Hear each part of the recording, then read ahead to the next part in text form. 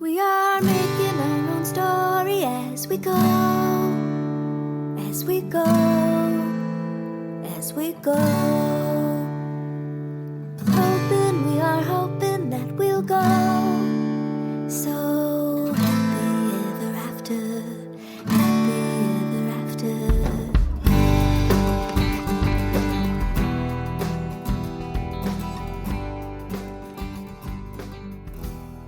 Hi, welcome to Your Dream Day podcast. I'm Kathy Piech-Lukas, your host, wedding planner extraordinaire, and today we are going to talk about wedding DJing West Coast style. Can you believe that? In Ohio, West Coast style. So today I have Keemo and Savannah from Island Brothers Productions.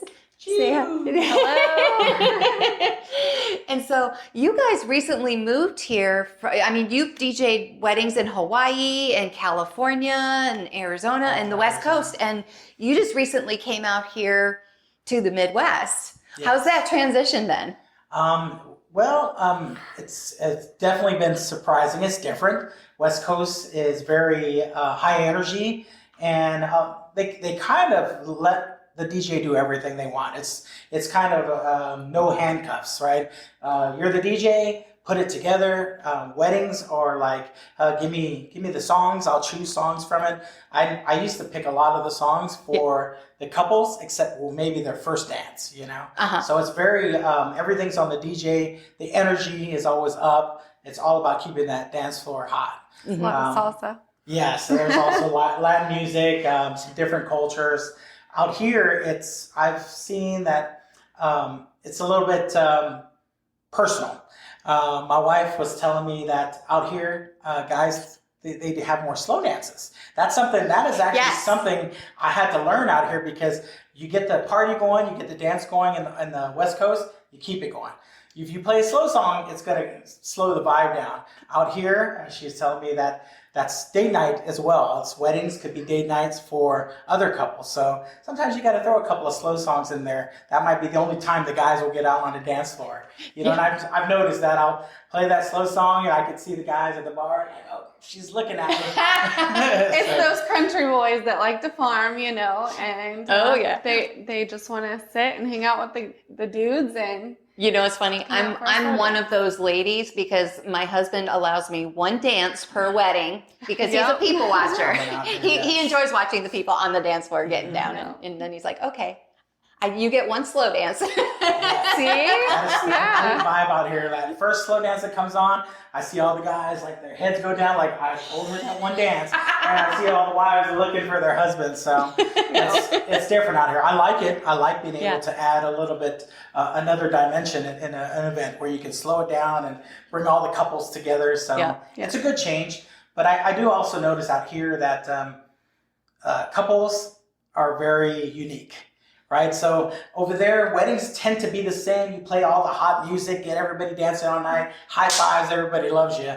Out here, it's kind of like, well, we see our day going this way. You know, it's a little more particular, and I've adjusted to that. You know, our philosophy is our bride and groom are the boss. So they already have a vision.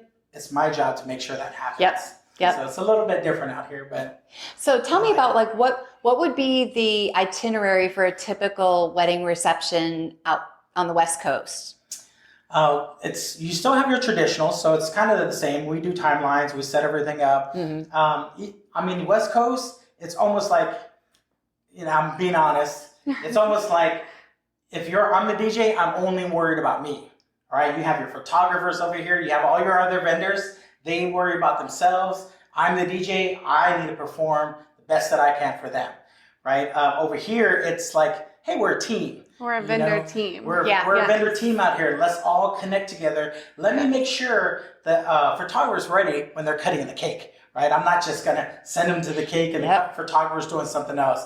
Let's work together so that we can give our couples the ultimate wedding experience. Yep. So. Which is why we come in twos, actually. We have a DJ, and their job is to do the emceeing and DJing, and also the energy, bring the energy, right? That's their main job. Right. And then the assistant tends to the bride and watches the timeline. Yep. So that's interesting. Well, because a lot of times when you have a planner, a lot of that falls on the planner. And so, you know, we're running around making sure that, okay, cake cutting's going on. Is the cake knife out there? Check. Is the plate out there? Check. We got a fork. We got a napkin. Check. Yeah. Where's the mother of the bride? Okay, check. Where's the photographer? Where's the photographer? Where's the videographer? Yeah. Okay, everybody's in place. Okay, DJ, go. Yes. We love when we get to work with planners and coordinators as well, because it's, you know, when we're in an event where it's just us, we have to be that coordinator.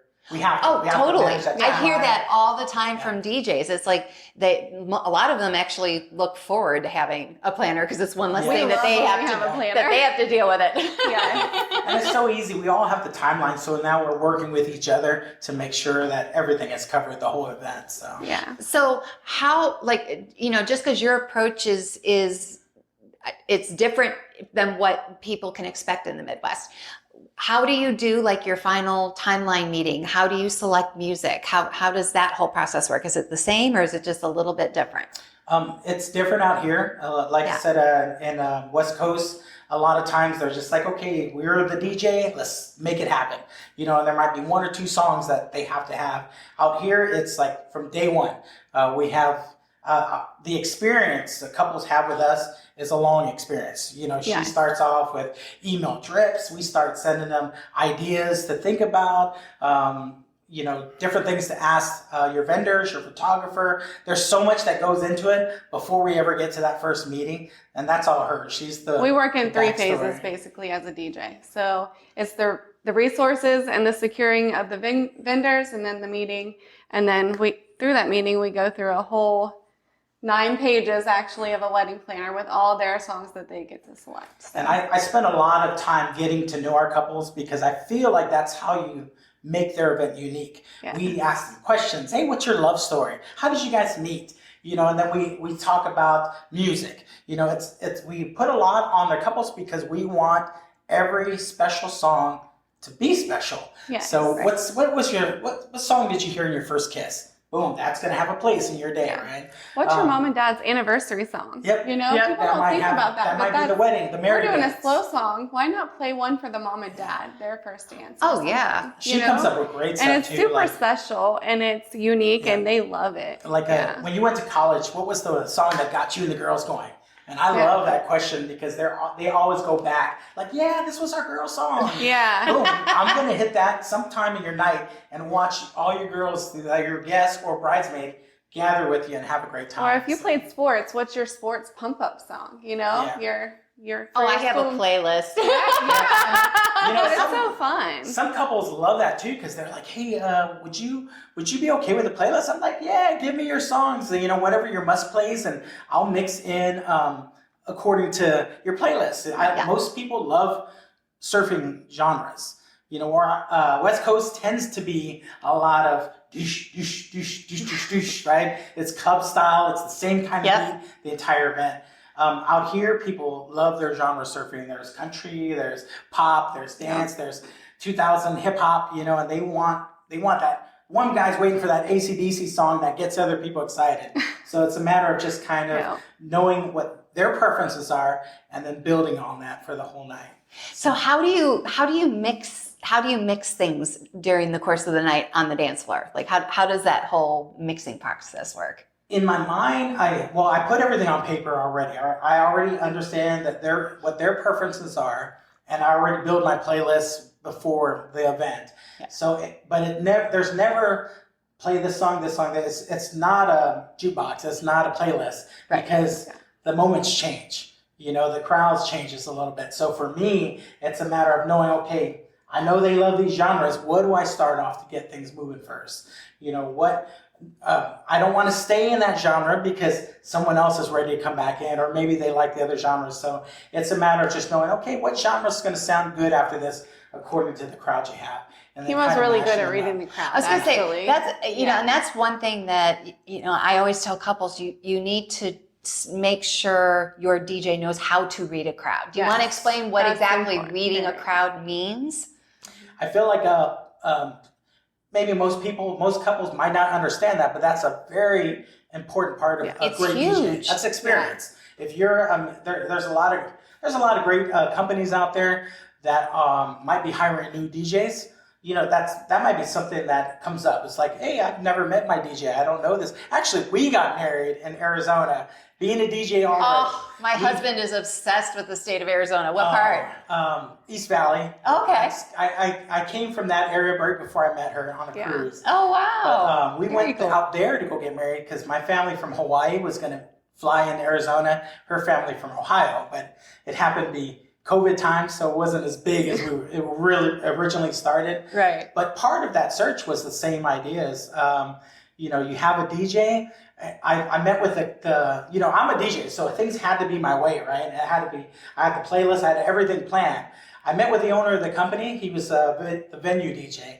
Great guy, love that guy. Wish he was my DJ. Yeah. He assigned me another guy. He was a young guy. We never got to meet him or anything. He's Jamaican. He's got the island vibe. Well, I'm Hawaiian. It's a totally different vibe. And he did not have any energy at all. Oh, I had to go tell my brother, take over the mic, take over the MC. So sometimes you run into that where you just don't know who you're getting. Yeah. And you might be getting someone that is inexperienced that doesn't know how to read a crowd. Yeah. So that's a big thing.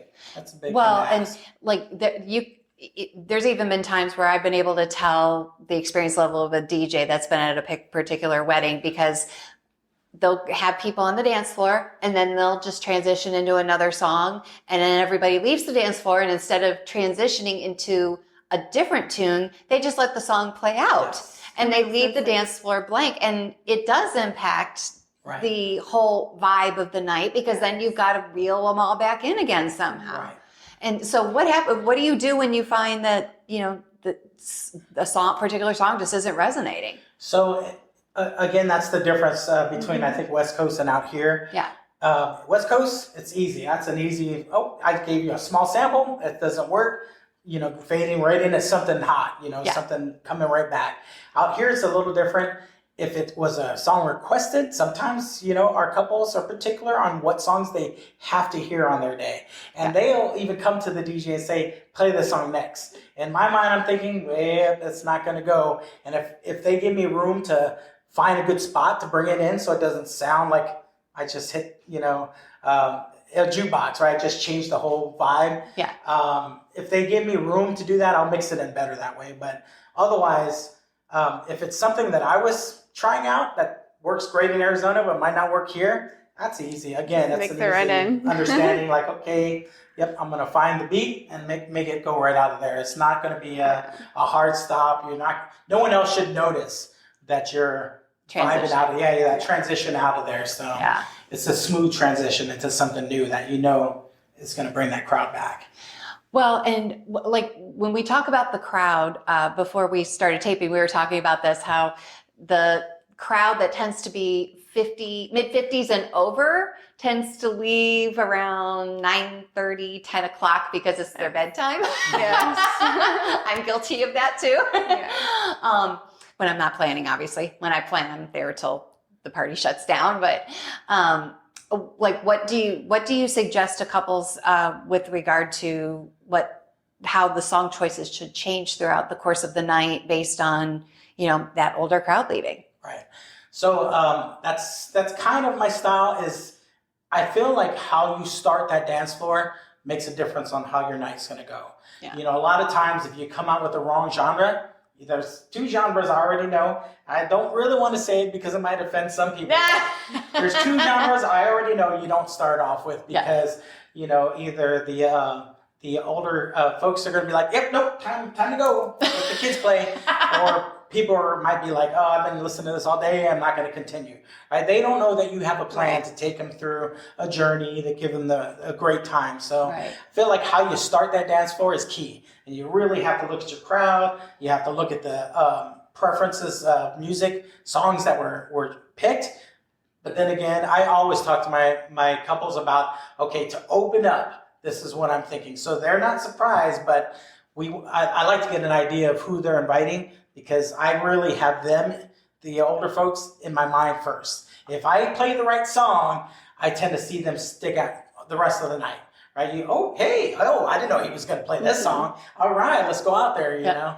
But it's also very attractive to the younger folks because, some of those old jams, They're good. They come back into the new movies that the kids are watching or video games. Guitar Hero brought a lot of classic rock back, and people love it. So if you start off kind of pleasing them a little bit, I notice that they'll hang out more than that. He said the right thing too. It's a musical journey. Yes. So. Oh, I like that. Define musical journey. So there's all these. How did you come up with that? Because I think you're totally right on. The musical journey is your journey through the whole night. And when I'm meeting with the couples, I have my style, and I'll share it, and it might not work for everyone, but basically they give me preferences of songs. In my mind, I've done so many of these weddings, I know how they're supposed to go, right? So the whole event to me is a musical journey. In the very beginning of your ceremony, you have all your pretty stuff. The trendy thing now is like the musical orchestra, Bridgerton. Like style. Eclipse? Yes, like you're playing a lot of songs that are pop songs, but played with strings, right? Yeah, there's a group that I listen to on Pandora. It's called Eclipse, Eklipse, and they're from Europe, but they basically take all of these tunes, and it's a string quartet, and they play. String quartets. Yes, that's what they do, and it's incredible.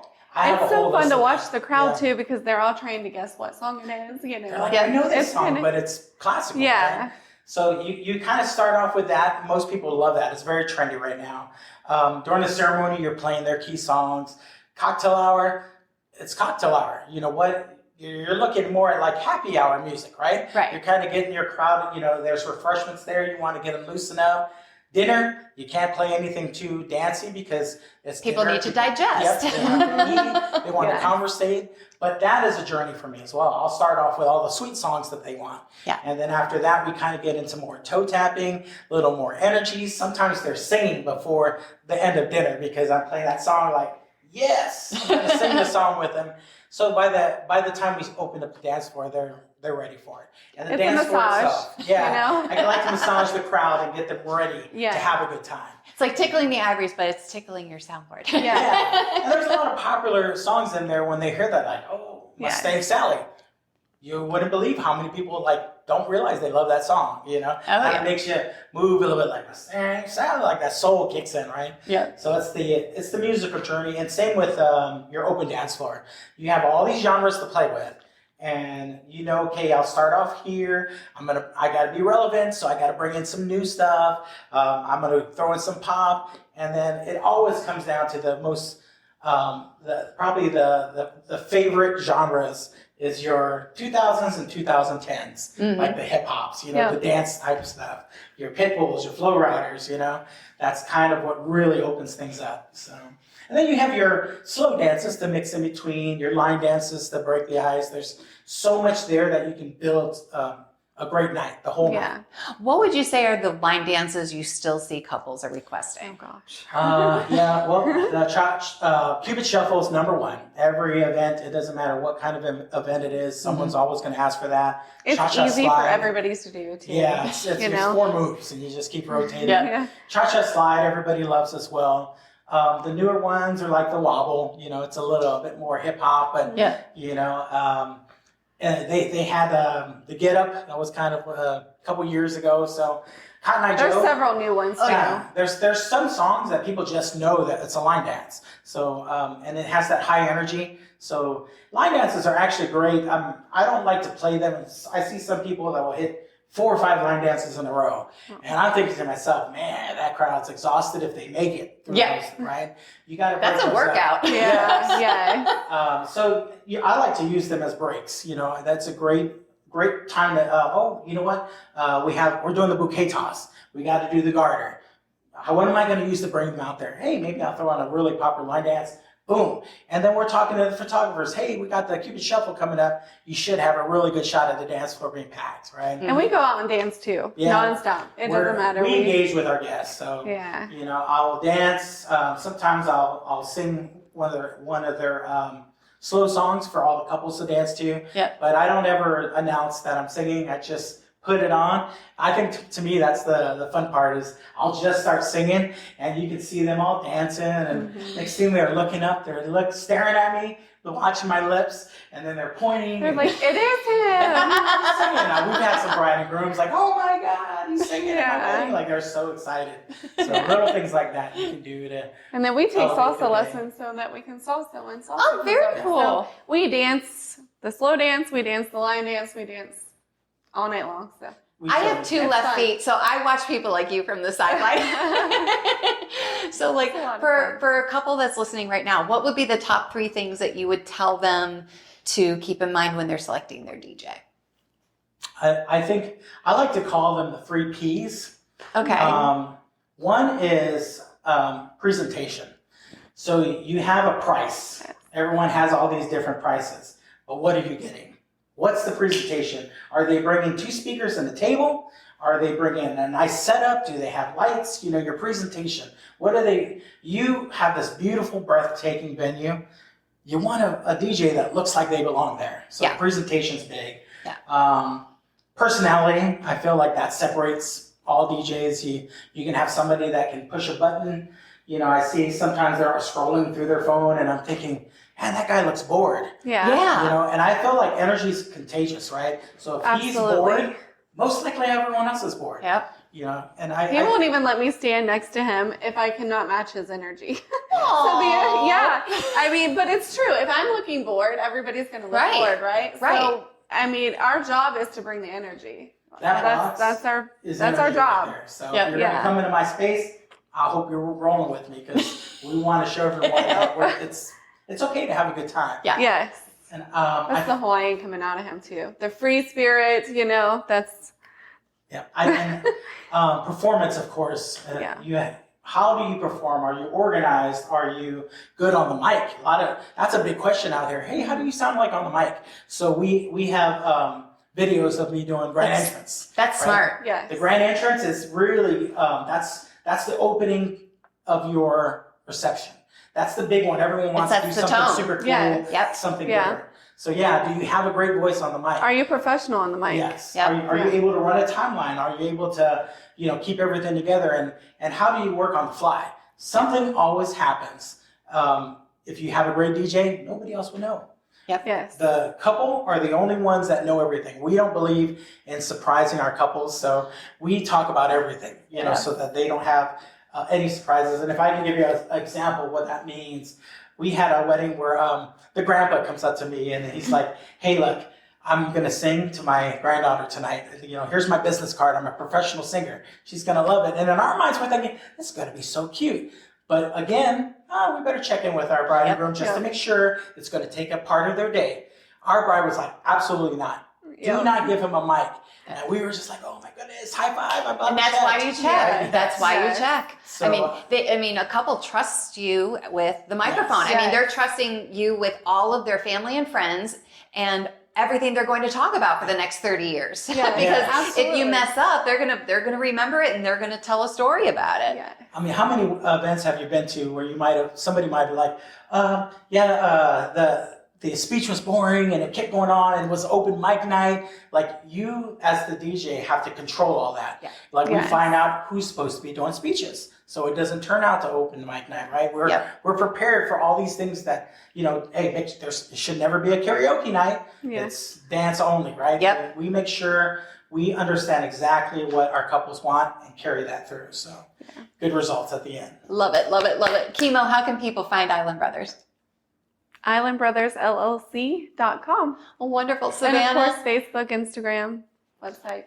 All the social. You have a social life is what you're saying. Yes, yeah, absolutely.